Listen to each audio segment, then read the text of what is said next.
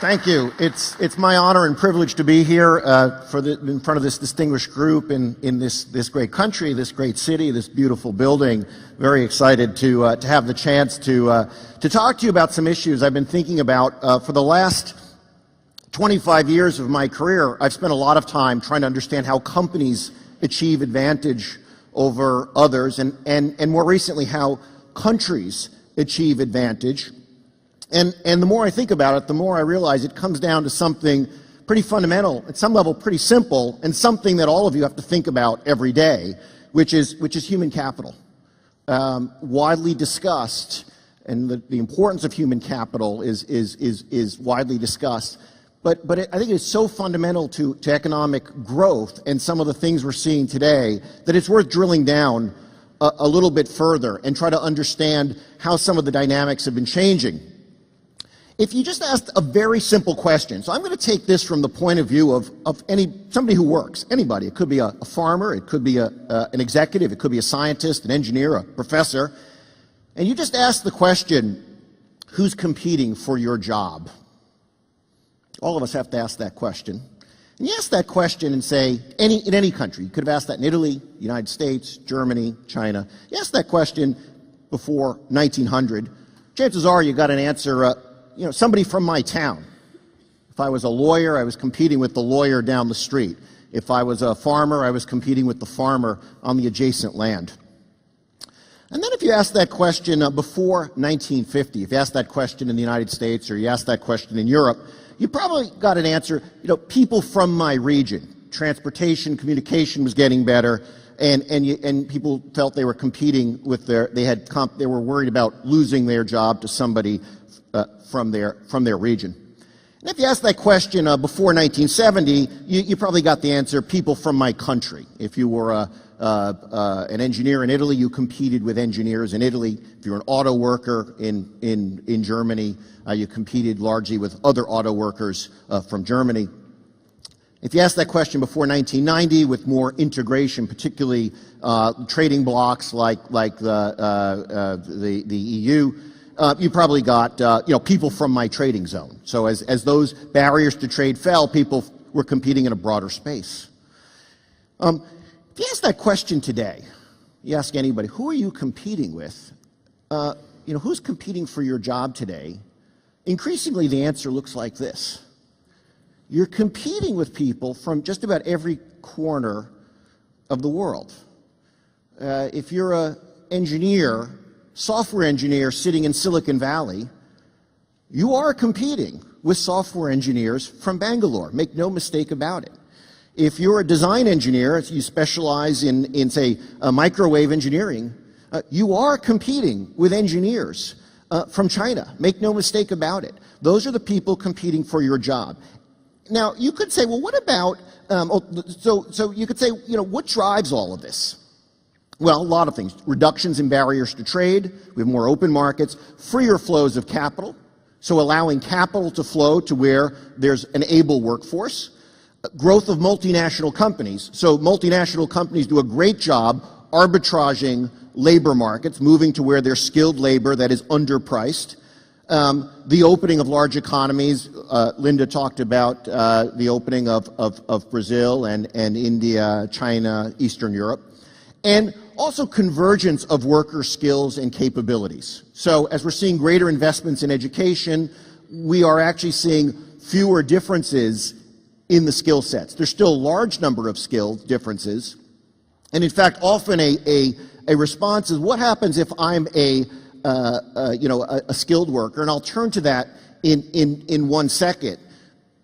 But if you looked at the question of how much competition do I face, and you compared, say, there's Europe and the U.S. in 1990 and 2010, by and large, if you were an American worker, you were competing with all the other American workers, and you were competing with workers from the EU. It was just about kind of a one-to-one.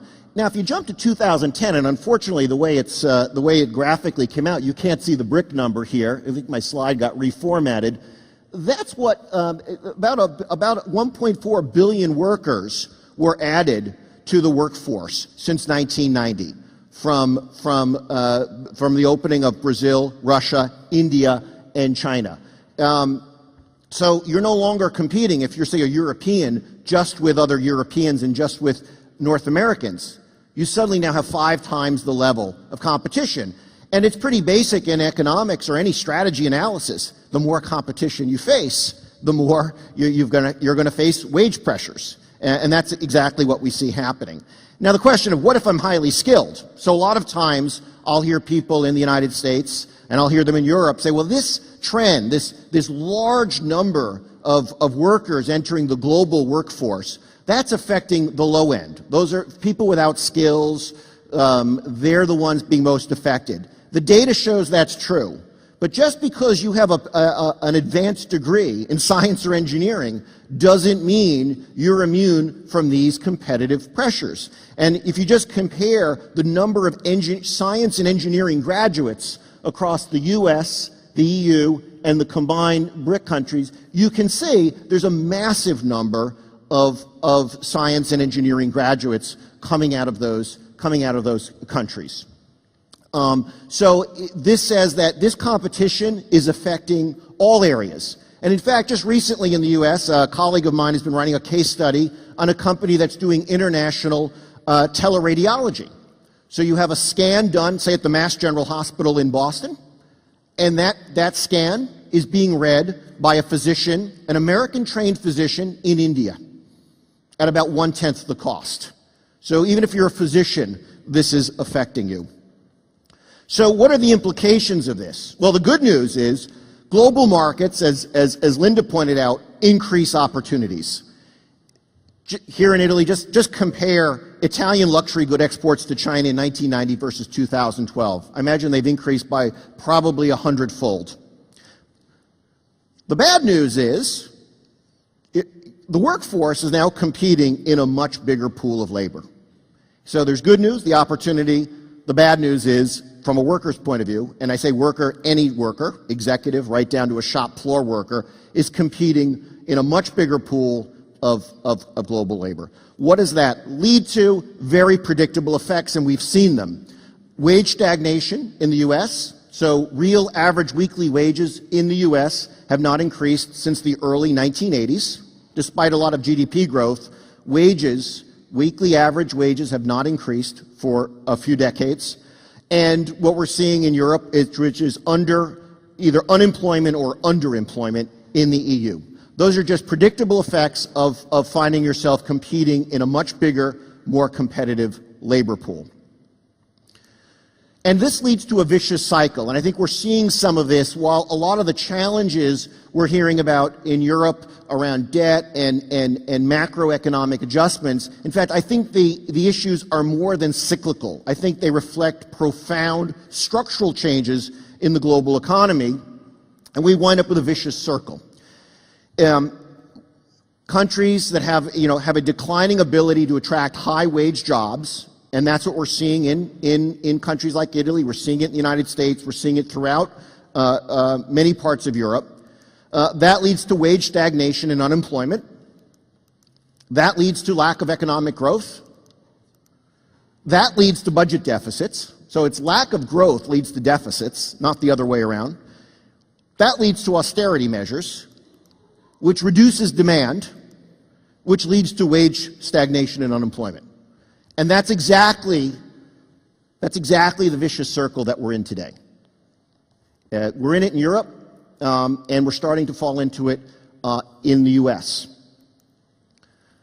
And so I want to talk about this issue around deficits and the role they play, because it's such an important topic in Europe, and it is in the US, and it's going to continue to be a more pressing problem in the US, which is the view that deficits cause economic growth problems. In fact, I'd argue it's just the opposite. The deficits we're seeing are a symptom of the problem. So the current policy dogma in Europe, and particularly coming out of Germany, is that by reducing government debt, economies will grow. And this just mixes up the cause and the symptoms. Government deficits are a function of declining competitiveness. And declining competitiveness means your workforce is having a harder time attracting jobs at higher wages. And so that says the solution is trying to find ways that your workforce can attract jobs at higher paying wages. So let's think about how not to solve the problem. So I think I'll talk more about this in a bit, but austerity in the short term may be necessary, but it's actually a necessary Band-Aid. It doesn't solve the problem. So austerity does not solve the problem. Neither, however, do massive increases in government spending solve the problem. Again, the problem you want to solve is how to make your workforce better able to attract high-paying jobs in a relatively free and open economic environment. So just the way austerity doesn't solve the problem, neither do massive increases in government spending solve the problem. Third thing you definitely don't want to do is retreat behind a wall of trade barriers, which that rhetoric is expressed in the U.S. at times, and it's certainly expressed within Europe very often. And I think most recently during the recent French elections. And if anybody doubts the effect of retreating behind trade barriers, you just need to look at what living standards were like in Brazil, Russia, India, and China before those economies opened versus after they'd opened. So that's not going to solve the problem. So what is it that can be done, both at multiple levels, government, industry, and other institutions, to improve competitiveness? How can a workforce become more competitive globally? The only solution, and the one that while it's often, we hear the word used, most policies in most countries are not geared around this, is productivity growth. We know the data is very, very clear. Long-term labor productivity growth over time will drive wages. And wage differentials are almost 90% explained by differences in labor productivity. How do you improve labor productivity? What do we know about improving labor productivity? There's 3 ways to do it, and I'll talk about each. You can improve the quality of labor, you can improve the technology available to workers, or you can deploy labor more productively. Those are the only 3 ways we know how to do it. We see massive differences in international productivity growth. So the U.S. has actually had relatively high productivity growth. I have to point out here in Italy, Italy's had just terrible productivity growth over the past decade. So if you're Italian and you're asking why are we having the kind of issues we're having in terms of growth and deficits, it all goes back to lagging productivity. Let's talk about the ways to address this problem. And I think these are applicable whether you're in Italy, whether you're elsewhere in the EU, whether you're in the UK, whether you're in the United States, and frankly, whether you're in any country in the world. Labor quality, how do you get the quality of your labor better? How do you improve the skills of your labor force at a national level? Really simple. You got to create it. You do that through education, you do that through training, and you do that through experience. So one of the problems with high levels of unemployment is people drop out of the workforce. They lose skills, and those skills vanish permanently, and that will actually long-term damage your productivity. You can attract it. So if you can't create it domestically, you can attract it through skilled worker immigration. This has been a big trick of the United States for a long time, for more than a century, and certainly in the last 40 or 50 years. The majority of new science and engineering PhDs in the United States are not American. We're not American born or not American residents. More than 70%. Okay? More than half of all startup companies in Silicon Valley are founded by non-US born residents. The third thing you have to do is when you have skilled labor force to improve the quality of your labor pool is retain it. So keep your skilled labor force in country, whether it's born there or not. Fortunately, again, I could speak to the U.S. experience. While we have a large number of people who come to the U.S. to do their degrees, particularly from China and India, we've had very high stay rates. More than about 95% of people who come and do an advanced degree in the United States in science or engineering stay there. So that is very helpful and something, at least from a U.S. point of view, we have to continue to do. I know Italy in particular has had very big problems with the rates of Italians doing degrees in Italy and then leaving or going abroad and doing a PhD, say in the United States, or an advanced degree and not coming back. And that's a serious challenge. What are the implications? How do you address this? One is certainly education policies. If you want to improve the quality of your workforce, you've got to deal with education and educational reform. Big issue in the United States. And I think big issue throughout a lot of Western Europe. Immigration policies certainly play an important role. We know, for example, that rates of patenting in the U.S. vary with a slight lag, about a 5-year lag, with the number of H-1B visas which are granted. H-1B visas are the visas given for people from outside the U.S. to work in the United States. And those vary for lots of reasons from year to year. And when they go down, about 5 years to 7 years later, you actually see a decline in total patenting. Tax policies matter in terms of encouraging companies to invest in this kind of training, encouraging people to stay in your country. So if you have high tax rates, you're not an attractive place for foreign labor to settle. And certainly demand policies. You need to create demand so that when people do get training, there's a job for them. Otherwise, they will flow to where the jobs are. The second way is what's the other thing? The second lever you have is technology. So the second way you can improve labor productivity is we know that workers who are better armed with the better tools, the better technology, they win. Just like in almost any activity, the person who's better armed wins. Compare an engineer doing design 30 years ago when they had to draft by hand versus their productivity today using a CAD workstation. It's not comparable. The vast majority of productivity growth in the U.S. from 1995 to 2004 was driven by IT investments. Okay? So most of the benefits of new technology, by the way, come not from creating it, but from using it and absorbing it. Implications. Obviously, tax policies that favor investment are critical. Secondly, you need to create a business environment in a country that attracts foreign direct investment. We know that's a great source of capital. It also tends to be a great source of new technology.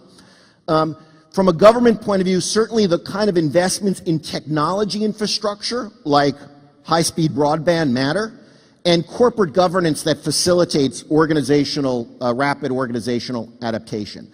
Companies which are stagnant tend not to make these investments. Companies which are just more interested in extracting today's dividend versus investing in the future don't make these kind of investments. The third lever you have is if you train the workforce, you create the quality of the workforce, you arm them with the right technology, you have to deploy them effectively. That is, the right workers have to be in the right sectors.